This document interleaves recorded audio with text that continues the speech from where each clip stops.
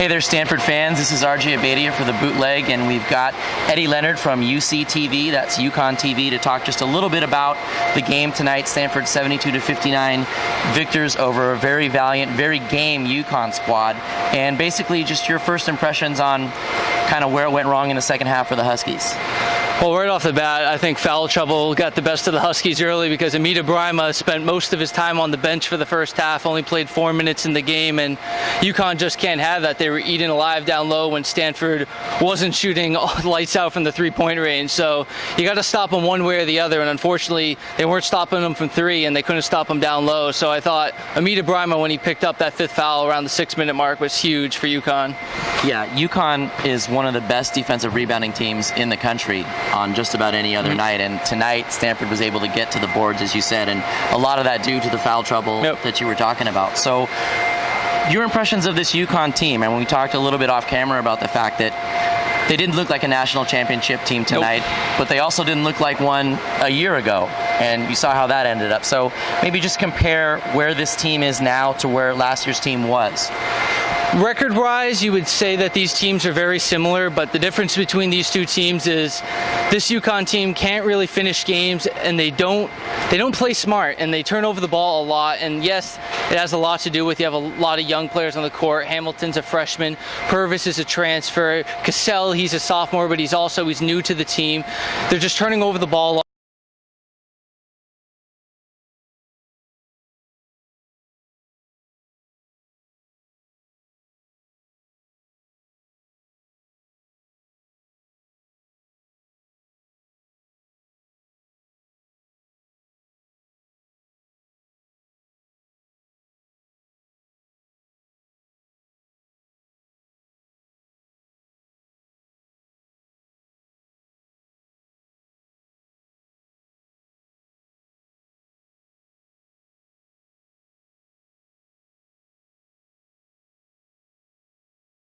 Definitely need to take advantage. They got the Knights, the UCF Knights coming up. They got to take advantage of these home games. They've been on a crucial road stretch, which unfortunately came with 2 straight losses, but they got to kind of rebound on these road games, and they've got to capitalize on the conference games because UConn, they're not going to allow a 7 seed in the AAC with no competition to get into that tournament, so they can't afford to lose these games against Tulsa, regardless if they're a #1 seed in the AAC.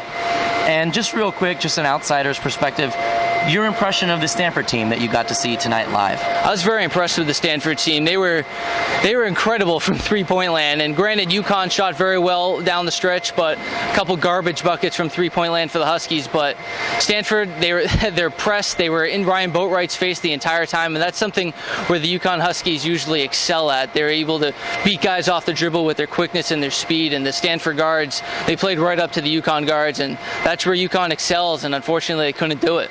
And just one last question about UConn, because you brought up the pressure defense. They seem a little less willing than UConn teams of the past to pressure that defense. Is that just owing to the youth or just the roster that Coach Ollie has right now?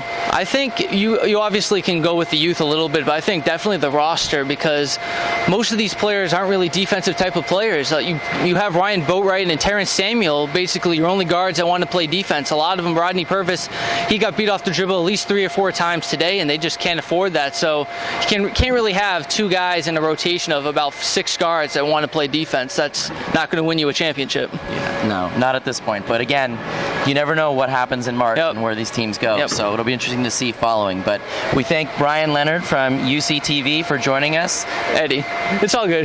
Let's try that again. So we thank Leonard from UCTV for joining us here on the Stanford postgame report here for the Bootleg. I'm Abeytia, wishing you Stanford and UConn fans good luck and a good night from Maples Pavilion, where Stanford wins it 72-59.